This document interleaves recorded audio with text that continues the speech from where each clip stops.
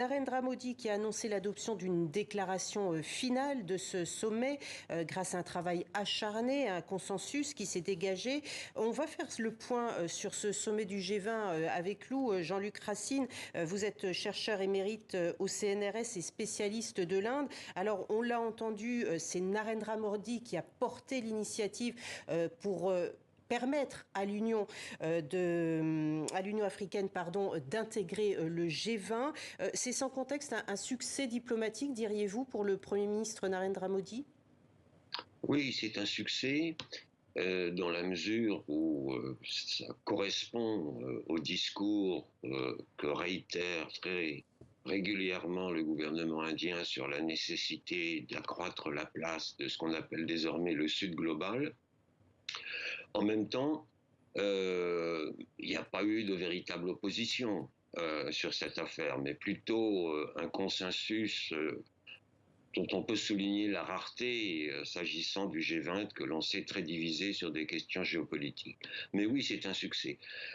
On pouvait s'attendre d'ailleurs à ce que ce soit le seul succès, puisque la grande question était de savoir si oui ou non il y aurait une déclaration finale, comme c'est la règle, alors que lors des rencontres des ministres des Finances, des ministres des Affaires étrangères en début d'année, il n'y avait pas eu de déclaration conjointe parce que les membres du G20 n'avaient pu se mettre d'accord sur les paragraphes concernant l'Ukraine.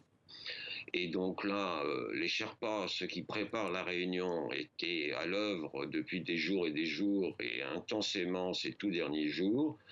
Et je dois dire que le gouvernement indien a fait un travail diplomatique apparemment tout à fait efficace. Je n'ai pas encore lu le détail de la déclaration qui est assez longue, mais j'ai lu le paragraphe sur l'Ukraine. On se réfère habilement à la dernière déclaration du G20 à Bali l'année dernière, qui condamnait, mais sans reprendre les termes de la condamnation de l'invasion russe en Ukraine. Donc c'est un travail diplomatique qui renforce en fait l'image de l'Inde aujourd'hui. C'est ce que j'allais vous poser, Jean-Luc Racine. J'imagine que, en l'absence justement du président chinois Xi Jinping, c'est une façon aussi de redorer son image face au grand rival chinois. Oui, assurément, d'autant plus que si on voulait faire un parallèle, la réunion des BRICS à Johannesburg il y a quelques jours a été marquée par un élargissement considérable qui était largement voulu par Pékin et bien moins par Delhi ou par Brasilia. Et là, d'une certaine façon, eh bien, intégrer les 55 membres de l'Union africaine et l'Union elle-même comme nouveaux membres du G20, qui semble devenir donc un G21, c'est un peu la réponse du berger à la bergère, oui.